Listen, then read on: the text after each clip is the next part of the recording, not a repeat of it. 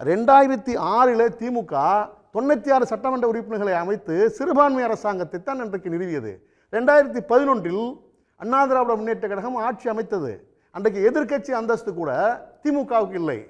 2014 நாடாளுமன்ற தேர்தலில் 34 தொகுதிகளிலே 37 தொகுதிகளிலே அண்ணா திராவிட முன்னேற்ற கழகம் வெற்றி பெற்றது.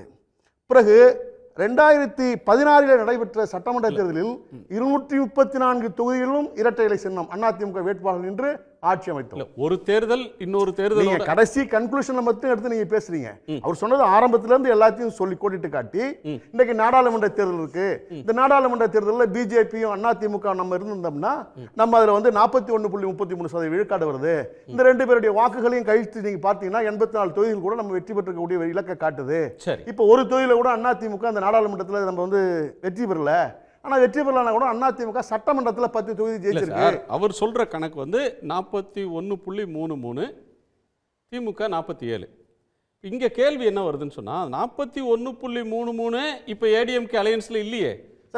இருக்காரு, அதுல ஓபிஎஸ் இருக்காரு. 41.33ல யாரை வேணாலும் கழிச்சிங்க, அதை பத்தி எங்களுக்கு பிரச்சனை இல்லை. 41. எதை வேணாலும் கழிச்சிங்க சார், அதை பத்தி ஒன்றும் பிரச்சனையே கிடையாது. இது ஒன்றும் கணக்கு ஒன்றும் அரித்மெட்டிக் கிடையாது. நீங்க ஒன்றும் அப்படி a+b² சொல்றதுக்கு அதுல நீங்க அந்த கான்செப்டுக்கே நீங்க போவாதீங்க.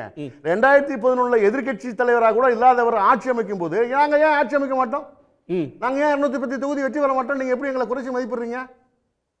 எங்களை விட்டு போனவங்களை பத்தி நீங்க கவலைப்படாதீங்க. திமுகவில் மதிமுக வெளியே போச்சு, எத்தனை மாவட்ட செயலாளர்கள் போனாங்க, எத்தனை உயர்நிலை குழு உறுப்பினர்கள் போனாங்க, எவ்வளவு செல்வாக்கு மிக்க தலைவர்கள் போனாங்க. திமுக தன்னுடைய நிலையை எழுந்துருச்சா? இழக்காது.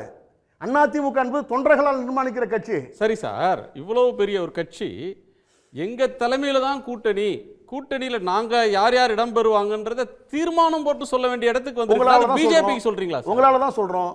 நாள்தோறும் அதிமுக பத்தி தான் நீங்க டிபேட் நடத்துறீங்க. நாள்தோறும் அதிமுக பத்தி தான் நீங்க டிபேட் நடத்துறீங்க.